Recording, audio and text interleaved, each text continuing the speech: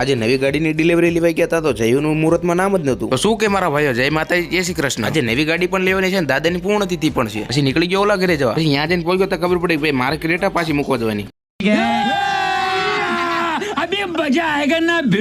પછી ભાણો એની ગાડી લઈને આવ્યો એટલે ભાઈ આ ગાડી પાછી મૂકવા જવાની. પછી ભાણો આવી ગયો ને અમે નીકળી ગયા બોટેજ જવા. તા તો ભાઈ કનારા પહોંચી ગયા. પછી નાળો આવી ગયો એટલે સમજી જવાનું ભાઈ બોટેજ પહોંચી ગયા. પછી અમારી ગાડીમાં ગેસ નતો એટલે ગેસ ભરાયો. પછી અમે પહોંચી ગયા શોરૂમે. પછી ભાઈ ફોલોઈબની ગાડી પહોંચી ગઈ હતી. પછી ભાઈ ઘડીક થયો એટલે જયુમની ગાડી આવી ગઈ અને ગાડીનું જયુના હાથે મુહૂર્ત નતું, આયુષના હાથે મુહૂર્ત હતું. પછી રૂહીમને ચાંદલા કરવાનું ચાલુ કરી દીધું. પછી ફેમિલી ફોટો જે ભાઈઓને ગાડી લેવી ભાઈ ગજાનંદ ઓટોમાં આવી જજો અને શોરૂમ કરતા સસ્તી પડશે ને ભાઈ અમે સનરૂફ વાળી ગાડી લીધી છે અને આ ગાડીનું નામ શું એ ભાઈ તમારે કોમેન્ટ કરવાની. પછી ભાઈ સનરૂફનો ઉપયોગ કરીને જયુની બહાર નીકળ્યા. પછી અમારી મર્સિડીઝ લઈને નીકળી ગયા ઘર જવા.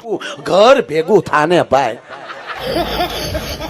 એટલે કે ભાઈ વેગેનર લઈને પછી અમે ભાઈ પાળિયાદ પહોંચી ગયા. આ સળાવથી આપણી નવી ગાડી ને અમે પહોંચી ગયા હતા ભાઈ રણપુર. પછી અમારી ગાડીમાં ભાઈ હું ભાણો બે ધોઈતા હતા. પછી ફાટક ભાઈ નતું એટલે ભાઈ હોરા નીકળ્યા. પછી મારે વિડીયો બનાવવાનો એટલે મારી ગાડીમાં આવી ગયો. પછી ભાઈ ગાડી નહીં તો ગામમાં લાઈન કરી નાખી. પછી બે ગાડી હતી ને ત્રીજી ગાડી કરી નાખી. પછી અમારો ભાણો આવી ગયો. પછી ગાડીનો લુક કમ્પ્લેટ લાગતો હતો. તમે લાઈક ફોલો કરવાનું ભૂલતા નહીં.